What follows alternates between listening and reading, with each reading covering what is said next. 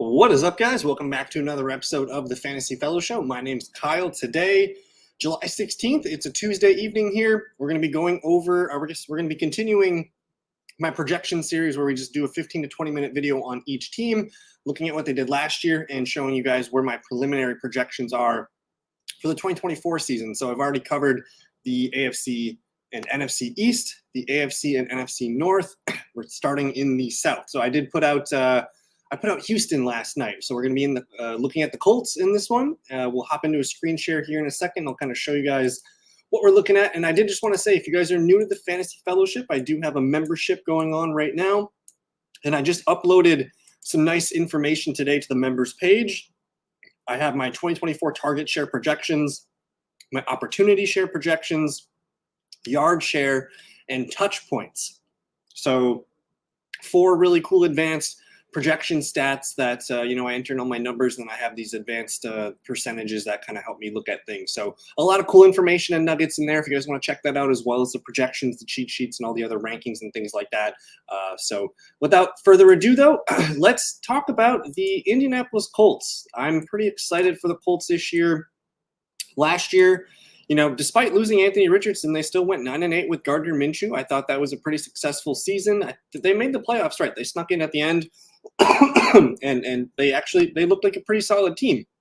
So typically what I do for these videos is we'll talk about the 2023 season, and we'll just, kind of review that and talk about what we can expect in 2024. So let's just take a peek here at 2023. It was the first year head coaching for Shane Steichen, and Jim Bob Cooter's been offensive coordinator before, but Steichen, I really like Shane Steichen. The last time we saw Steichen, not a head coach, he put together 2 of the best seasons with Jalen Hurts in the Philadelphia Eagles. One of those was the Super Bowl run season here in 2021 and 2022. The year before the Eagles, Steichen was calling plays for that magical Justin Herbert rookie season. So the last 4 years of Shane Steichen's career, he's been a part of some really, really nice offenses, and I think we're in store for this being another one.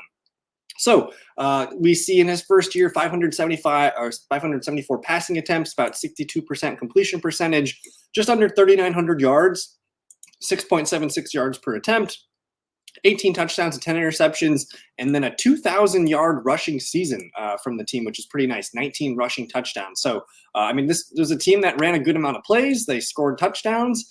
They just, they didn't have a deep ball element really in this offense. And Richardson played a handful of games at the start of the year, just couldn't stay healthy. He was throwing around 60%. Gardner Minshew up there at about 62.25.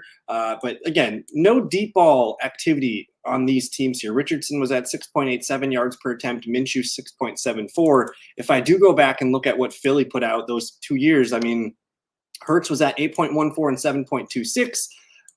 Herbert's rookie season, he was at 7.25. So I think that's one number we can expect to grow. We want more deep ball activity on this Colts offense, take advantage of Richardson's arm, and they kind of they complemented the draft this year with some guys that can help that element in the game. So Minshew, he's a solid number 2 quarterback. He's not really a starting quarterback, but he played well. He threw the ball well, kept the offense on track, handed the ball off well, and did okay. But we're excited about Richardson.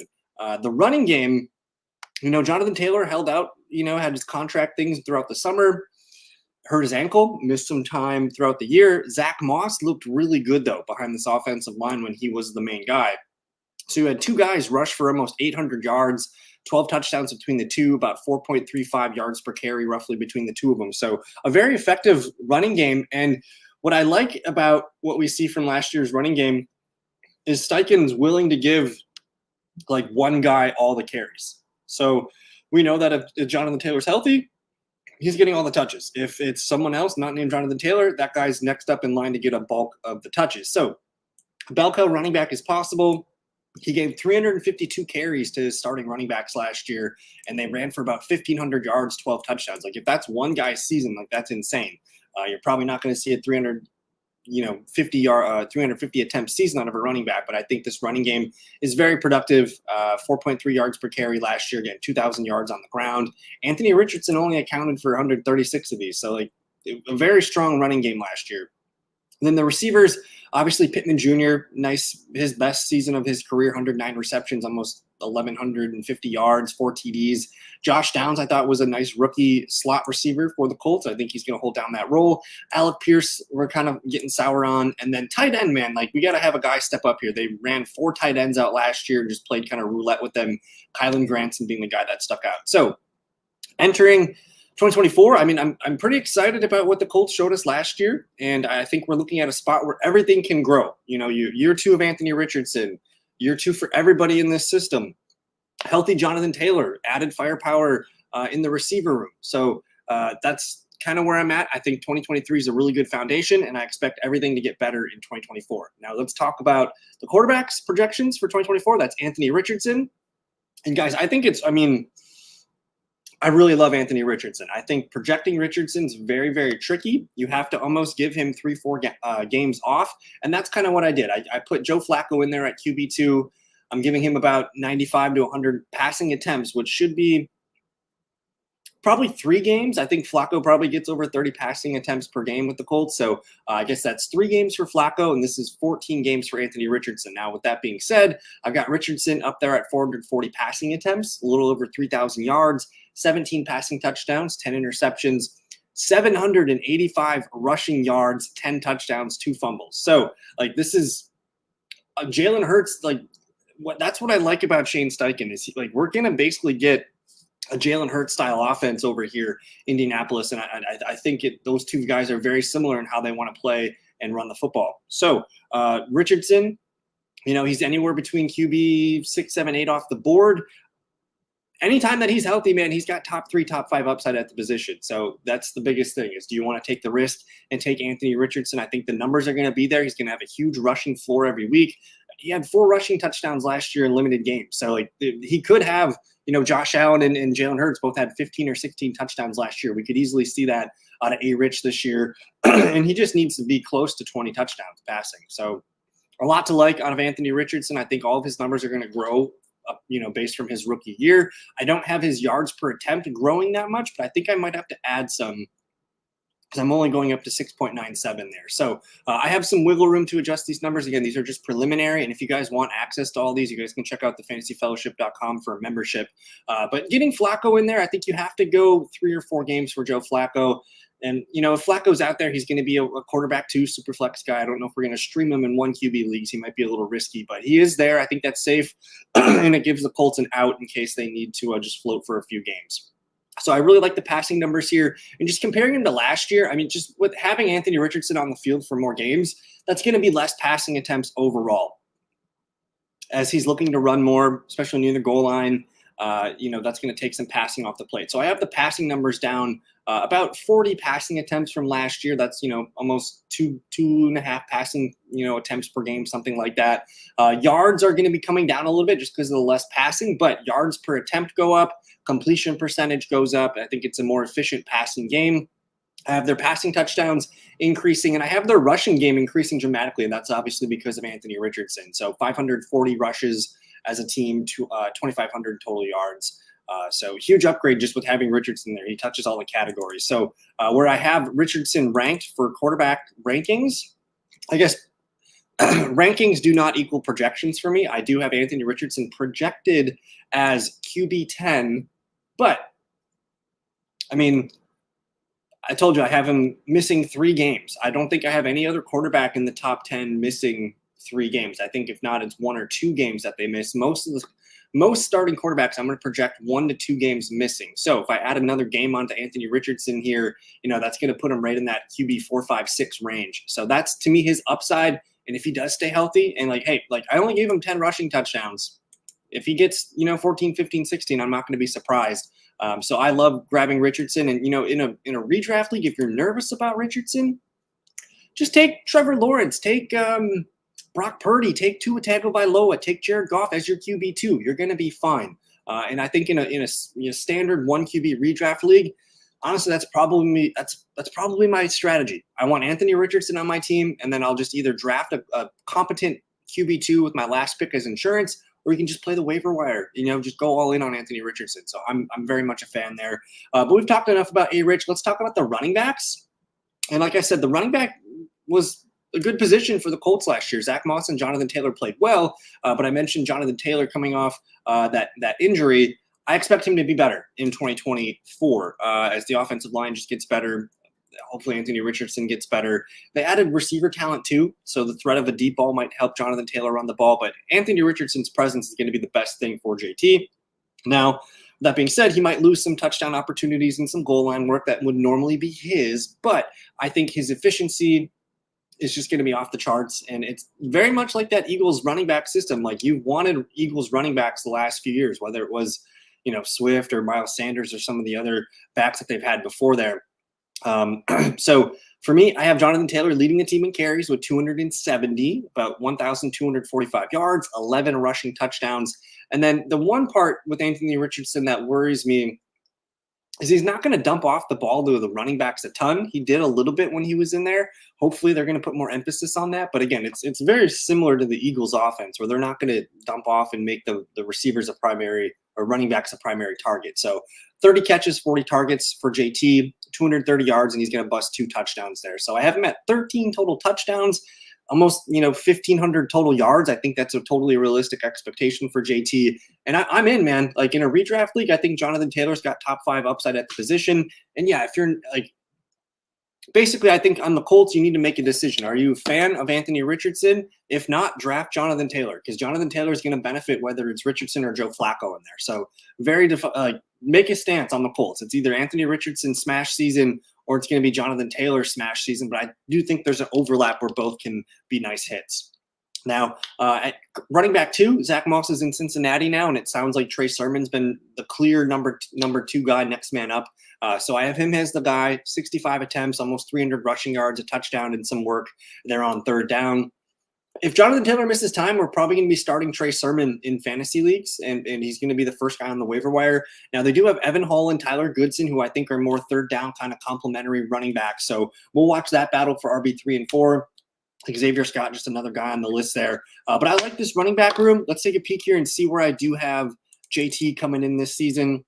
Now, I got him at RB12. Let me just double check that I have that filtered by PPR, and I did. I got him at RB7. So the one issue for Jonathan Taylor is of the running backs that I have projected in the top 12, he has the fewest targets by a good margin. The next closest is 52. So, double-digit targets away from being, I think, like a top 5 running back. But if I'm wrong and, he gets into the 40, 50 target range, then that's going to boost his floor, obviously, make him a good pick. But he's also assuming his injury woes are behind him and he's going to be rock solid, and I think that Colts run game is going to be very consistent. And who knows, Jonathan Taylor could be a guy that gets 14, 15, 16 rushing touchdowns this year. So I feel very safe about Jonathan Taylor. Depends on where you're drafting him. I think he looks really solid as I've been saying to people that I want on my team, I want a top 5 threat at each position, and Jonathan Taylor is one of those guys that fits my running back strategies of getting a running back. So I like JT a lot, and then the other running backs, Trey Sermon he's just down farther on the list. But we'll move on and look at the receivers next. I like this group. You got Michael Pittman Jr. at the top, Josh Downs in the slot, drafted Texas 8 Adonai Mitchell to be an outside receiver. I think he's taken over Alec Pierce's role. Pierce is still there. Anthony Golden, Ashton Dulin are still there. But this is a good trio of receivers. And, man, if Joe Flacco ever gets in, all 3 of these guys are going to be in play. But Pittman Jr. is going to be the lead guy for this team in targets, receptions, yards, and touchdowns. He's a good receiver. He's not an elite prospect, but he's just kind of a good at everything football player. He had 109 receptions on 156 targets last year, 1,152 yards, and 4 TDs. I trust him. I think on paper, though, he's more of a wide receiver 3 guy, just because we don't know what it's going to look like with Anthony Richardson for a full season. You're going to have some big, really nice games. You're also going to have some games that don't look so nice. So I think there's volatility there. I actually don't mind Michael Pittman Jr. in a best ball league. In the mid to late 3rd round. Redraft, though, I think I'd rather make my decision on Richardson and Jonathan Taylor.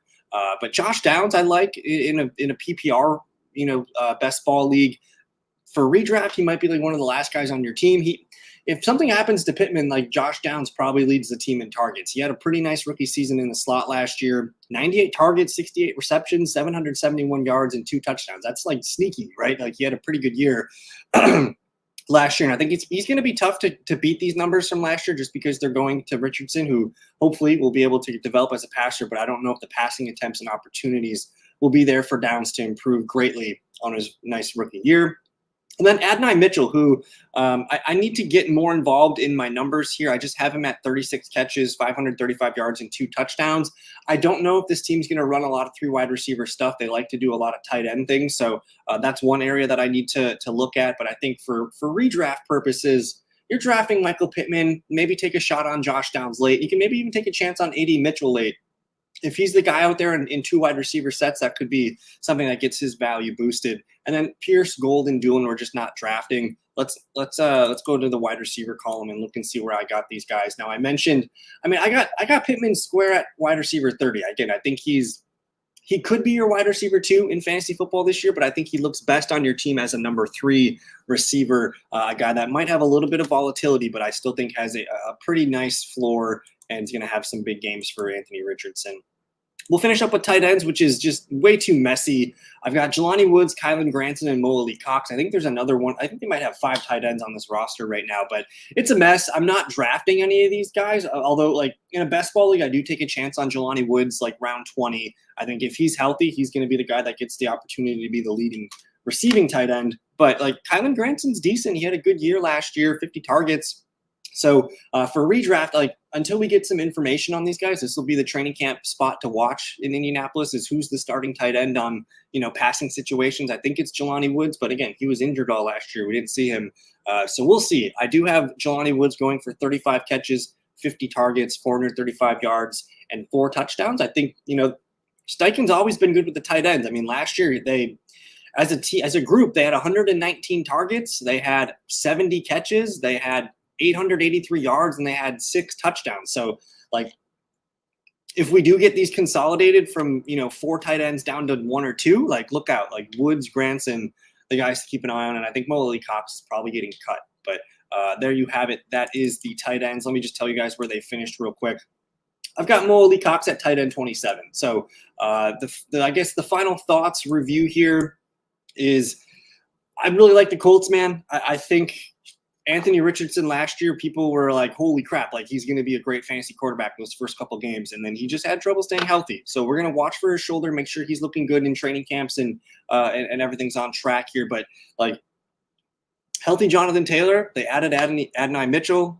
They got healthy tight ends and wide receivers. This could be that Jalen Hurts style offense from 21 and 2022 with the Eagles. That's kind of the upside play here where, Jalen Hurts was a fantasy MVP. And if Richardson takes that next step as a passer, like, yeah, his bar is 60% completion percentage and kind of boom bust games as a passer, but he's got such a high floor as a running back that I think I'm willing to double down and take that bet. So my bet on the Colts is draft Anthony Richardson. If you're skittish on the quarterback spot, you should be drafting Jonathan Taylor, because I think there's going to be a lot of success for this team, and I think those are the positions. Probably passing on Michael Pittman unless he's a value in redraft leagues. Maybe a shot on Josh Downs, maybe a shot on Jelani Woods late. But overall, I think you need to decide, is it Richardson or Jonathan Taylor that you believe in for 2024? But hey, thank you guys so much for your time. We'll be doing the Jacksonville Jaguars next, so stay tuned for that. And I just want to say I appreciate you guys for hanging out with me. Don't forget to like the video, subscribe, all that new stuff. And I don't know, say hi in the comments. We'll see you guys next time. Peace.